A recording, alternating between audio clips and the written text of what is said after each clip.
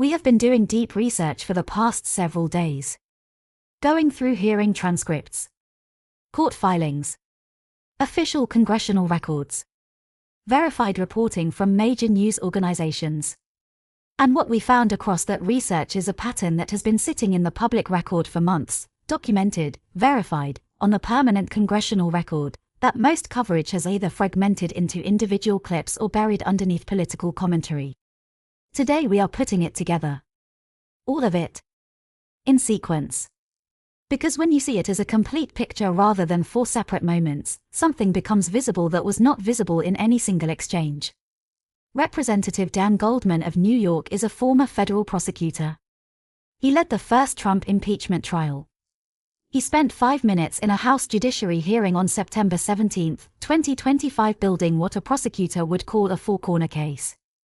For specific, documented contradictions between what Kash Patel said before he had authority over the Epstein files and what he has done since acquiring that authority. He ended those 5 minutes with 7 words that are now permanently on the congressional record. "You are hiding the Epstein files." Patel's response was equally direct. He called it patently and categorically false. Both statements are on the official record. What this documentary is going to do is build each of the 4 corners Goldman constructed, slowly, specifically, and entirely from verified sources, so that you can evaluate for yourself whether the accusation or the denial is supported by the documented evidence. By the end, you will have everything you need to form your own conclusion. Let us start at the beginning. Is embodying what the American public demands of the FBI. But he was fired because he took part in investigating crimes committed on January 6th. And Trump's MAGA base lambasted you online for keeping him at the FBI. So he's no longer at the FBI. You also fired a decorated combat veteran with decades of experience in the Bureau, Special Agent Walter Jardia, because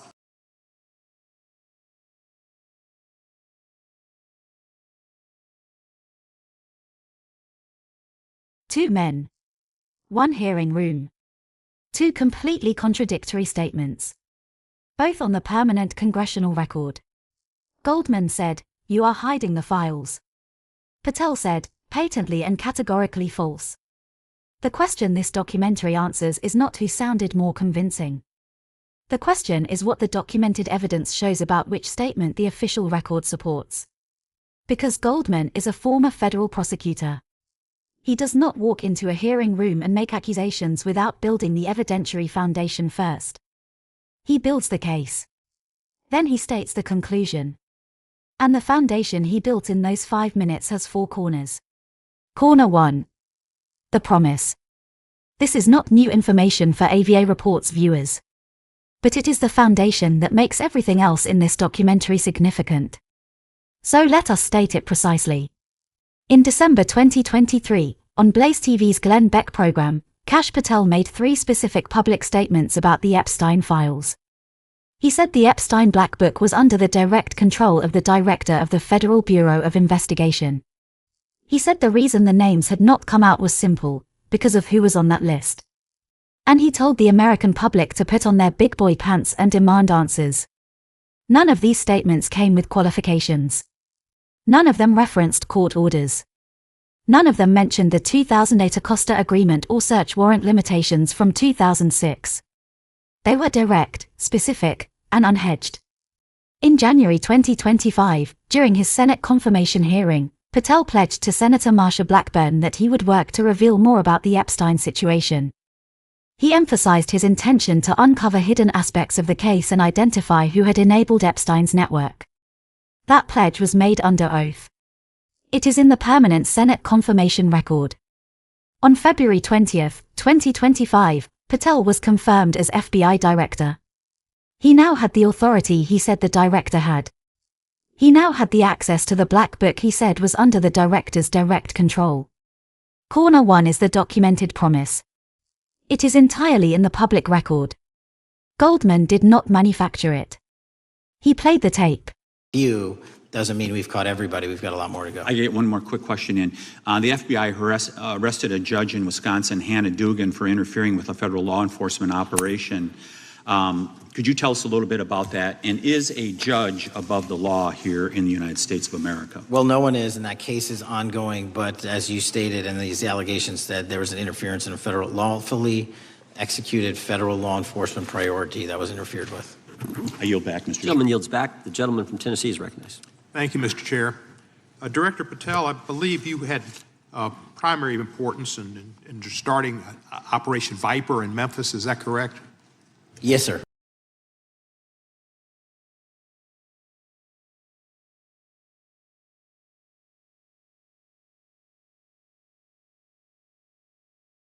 Corner 2. The files. As of September 17, 2025, 7 months after Patel became the director with direct control over the Black Book, here is what the documented record shows. The Department of Justice confirmed that the total volume of potentially responsive Epstein material runs into the millions of pages. Approximately 6 million pages of potentially relevant documentation. Of that total, Patel had released approximately 33,000 pages by the time of this hearing. That is roughly half of 1% of the total material. The man who said the director had direct control and the reason for secrecy was simple had been the director for 7 months. And half of 1% of the cabinet he said he could open had been opened. His explanation in this hearing, and in every hearing before it, was court orders. 3 separate federal court orders limiting what could be released. The Department of Justice had formally requested that all 3 orders be lifted. All 3 judges declined. Goldman's response to that explanation was specific and legally precise. He noted that Patel had not specified which court orders applied. He had not identified the case numbers. He had not explained which names were protected by each order and which names were not. And then Goldman raised a point that a sitting federal judge had already put on the official record. Chief Judge James Boasberg of the D.C. District Court had stated that the material held by the Department of Justice dwarfs anything limited by grand jury secrecy rules. The judge whose name Patel had invoked to explain why files could not be released had himself stated that his orders did not cover the full scope of what the government held. Goldman put that on the record. Patel did not directly address it. Corner 3. The name. Goldman asked Patel a direct question. Does Donald Trump's name appear anywhere in the Epstein files? Patel's answer was carefully constructed. He said the FBI had released all credible information, including where Trump's name appeared. Read that answer once more. Including where Trump's name appeared. That answer confirms 2 things simultaneously. First, that Trump's name does appear in the Epstein files. Patel acknowledged this directly by saying they had released where it appeared. Second, that the FBI had made a determination about which appearances of that name constituted credible information and which did not. What Patel did not do was confirm specifically where Trump's name appeared, in what context it appeared, or what the FBI's standard was for determining whether an appearance was credible or not. Goldman had asked whether Trump's name appears anywhere. The answer confirmed it appears somewhere. The question of where, in what context, and why only certain appearances were deemed credible, those remained unanswered. And here is what makes Corner 3 the most significant element in Goldman's 5-minute framework. Earlier in the same hearing, Patel had stated on the record that there was no credible information pointing to any individual other than Epstein himself as a participant in the trafficking operation. No credible information. None. So Trump's name appears in the files, confirmed. But Patel said there is no credible information pointing to any individual as a participant. Those 2 statements can coexist. A name can appear in a file without being evidence of participation. Names appear in files for many reasons. But Goldman's point was specific. The question of where Trump's name appears, in what context, and whether that context falls on the credible or not credible side of the FBI's own determination, that question was not answered. And it is not answered because answering it would require specifying either that the appearance is exculpatory, in which case releasing the specific context would actually help Trump, or that it is not exculpatory, in which case the implications are significant. Neither answer was given. Corner 3 is the documented gap between a confirmed name and an unspecified context. Now here is the dimension of this story that most coverage has consistently ignored. And it is the dimension that makes Goldman's accusation more significant than a partisan exchange. The demand for full Epstein file release is not a Democratic position. It is not a Republican position. It is a position that cuts directly across party lines in a way that almost no other issue in American politics currently does. Representative Marjorie Taylor Greene of Georgia, one of the most prominent Republican voices in the House, has publicly pledged to read the names of Epstein's alleged accomplices if and when they are released. She has been as vocal as any Democrat about demanding transparency. Senator Chuck Grassley of Iowa, the Republican chairman of the Senate Judiciary Committee who had publicly defended Patel in the past, was, according to MS Now reporting from July 2026, now demanding a full accounting of Patel's spending and conduct inside the Bureau. A Republican chairman turning on a Republican-appointed director. And at the end of the September 17 hearing, House Republicans voted to table several motions introduced by Democrats that would have advanced further inquiry. Those motions included subpoenas for banks that had flagged suspicious Epstein transactions totaling $1.5 billion. Testimony from Treasury Secretary Scott Bessent. And a formal inquiry into Ghislaine Maxwell's transfer to a minimum security facility. All blocked along party lines, despite the bipartisan demand for transparency that had been building for months. That vote is on the permanent record. The banks flagged the money. Congress asked to look at it. The majority voted not to. Goldman named it in his final statement. You are hiding the Epstein files. Patel called it patently and categorically false. And the vote happened within the same hearing. Stay with us. How many individuals or entities has the FBI interviewed, subpoenaed, or compelled to testify? Can you give us those numbers with respect to these bank transactions? Not off the top of my head. I'll have to work with Treasury. Okay. We're concerned, you see, because you say you're going after child predators, but We are. obviously this is how you follow the money, is if you follow the bank transactions that apparently enabled the child sex trafficking. Would you agree? Let us talk about what was voted down in that room. Because it is the most concrete, documentable element of this entire hearing, and it has received almost no serious coverage. For American banks, J.P. Morgan, Bank of New York Mellon, Bank of America, and Deutsche Bank had filed what are called suspicious activity reports in connection with Epstein-related financial transactions. Banks are legally required to file these reports when they identify transactions that appear to involve potential criminal activity. These are not voluntary disclosures. These are mandatory legal filings submitted to federal financial regulators. The total value of those flagged transactions, according to Representative Raskin's account in the hearing, was approximately $1.5 billion. $1.5 billion. In transactions that the banks themselves flagged and reported as suspicious and Epstein-connected. Raskin introduced a formal motion to subpoena the chief executives of those four banks to testify before the committee about those specific transactions. The motion would have required the banks to explain what they saw, what they reported, and to whom. The Republican majority voted to table that motion. Not to deny it after debate. To table it, procedurally preventing it from being brought to a full vote. Additional motions were also tabled. A request for testimony from Treasury Secretary Scott Bessent about Epstein-linked financial flows. A motion to formally inquire into Ghislaine Maxwell's transfer from a low-security to a minimum security facility, a transfer that occurred after Trump's former personal attorney Todd Blanche met with her privately. All tabled. In the same hearing where Goldman spent 5 minutes building four corners of a cover-up case and Patel called it patently and categorically false. The people who voted to table those motions were not the same people being accused of hiding files.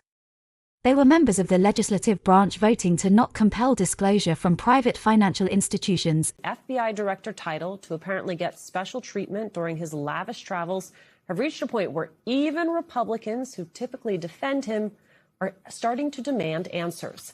Patel has been under scrutiny by Democrats on the House and Senate Judiciary Committees who have received whistleblower accounts that Patel has been demanding special perks from Bureau employees across the country, like helicopter tours and jet ski excursions. You know, typical FBI director activities.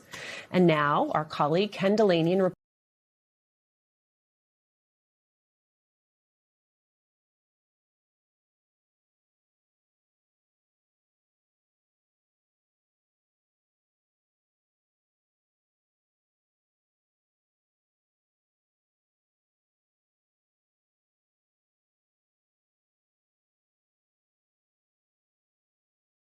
This development from July 2026 is the most significant new piece of information this documentary has to add to the September 2025 Goldman exchange.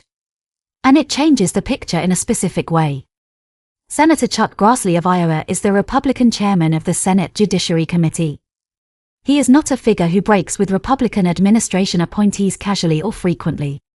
His public record of defending Patel extended across the most contentious periods of Democratic criticism against the FBI director. When MS Now reported in July 2026 that Grassley was now demanding a full accounting of Patel's FBI spending, citing what the report described as lavish and out-of-control expenditures, the significance is not the spending story itself. Reports about spending controversies had been circulating for months. The significance is who is now demanding the accounting. Goldman's accusation in September came from a Democrat. It could be, and was, dismissed by Patel and his allies as partisan opposition from a man who had prosecuted a Trump impeachment. That framing was available and Patel's team used it. Grassley's demand cannot be framed that way. Grassley is the Republican chairman of the Oversight Committee responsible for the FBI. He has spent years defending the FBI director from Democratic criticism. His turning to formally demand accountability is not partisan opposition. It is institutional concern from within the director's own political coalition. When a Republican chairman joins a Democratic congressman in demanding answers from the same official, even about different specific things, the cover-up question Goldman raised in September acquires a dimension it did not have at the time. The question is no longer whether Democrats are satisfied with Patel's answers. The question is whether Republicans are satisfied with them. Grassley's demand suggests at least one of the most senior Republicans overseeing the FBI is not. Here are the 4 corners Den Goldman built. Complete. Every item sourced to the official record. Corner 1. The promise. Before he became director, Patel said the Black Book was under the director's direct control. The reason for secrecy was simple, and he told the American public to put on their big boy pants. He pledged to Senator Blackburn at his confirmation to uncover hidden aspects of the case. All of this is on the documented record. Corner 2. The files. 7 months after becoming that director, approximately half of 1% of the estimated 6 million pages of Epstein material held by the DOJ had been released. 3 court orders were cited. The judges declined to lift them. A sitting federal judge stated on the record that the material held by the DOJ dwarfs anything limited by grand jury secrecy.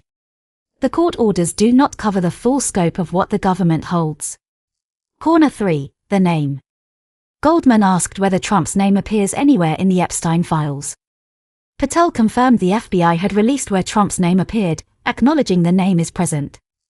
The specific context of that appearance, and whether the FBI's credibility determination for those appearances is fully documented and publicly accessible, remains unspecified. Corner 4. The response. Goldman called it a cover-up. Patel called that patently and categorically false.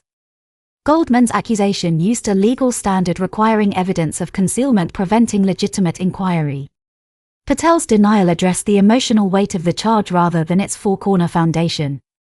In the same hearing, the Republican majority voted to table motions that would have compelled financial disclosure from banks holding $1.5 billion in suspicious Epstein-flagged transactions.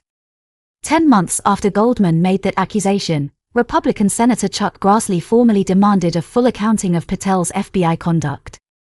The bipartisan concern that was always present in the Epstein file story has now produced bipartisan institutional demand for answers.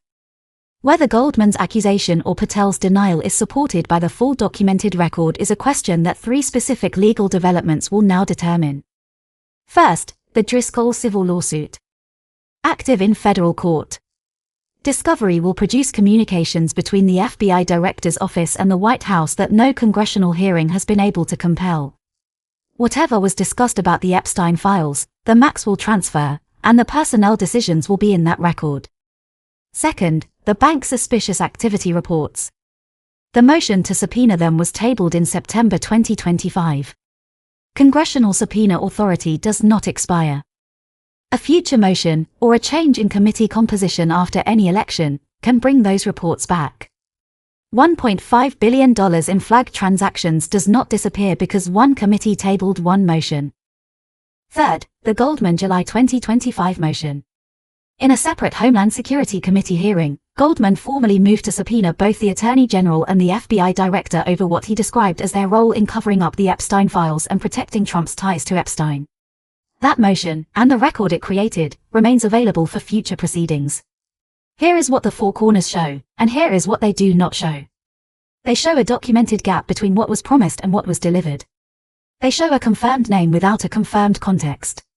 They show a legal denial that did not specifically rebut each corner of the accusation. And they show a vote that blocked the most concrete potential path to new documented information. What the four corners do not show, and what the documented record alone cannot answer, is whether the gap, the unspecified context, and the vote collectively constitute a cover-up in the legal sense Goldman intended, or whether they represent institutional limitations, legal constraints, and political calculation that falls short of that specific legal threshold. That is the question a court will eventually be positioned to answer. Goldman knows this. He is a former federal prosecutor. He built four corners in 5 minutes precisely because he knows that the documented record he assembled is exactly what a court would need to see first. 2 questions for the AVA reports community. The first. Goldman built 4 specific documented corners, the promise, the files, the name, and the response, and called it a cover-up. Patel called that patently and categorically false. Based on the 4 corners as we have presented them from the official record, do you believe the documented evidence supports Goldman's accusation, Patel's denial, or something more complicated than either? Tell me specifically which corner you find most or least persuasive, and why. The second. The Republican majority voted to table motions that would have subpoenaed banks holding suspicious Epstein transaction reports totaling $1.5 billion. 10 months later, Republican Chairman Grassley formally demanded a Patel accounting. Do you believe the Republican position on Epstein file transparency has meaningfully changed since September 2025? And does that change matter to how this story ends? Drop both answers below. We read every comment. This is exactly the kind of documented debate this channel exists to have. Subscribe to AVA Reports and hit the notification bell. We have been doing deep research. We will keep doing it. And what we find will be here, sourced, verified, and presented without spin. Thank you for watching.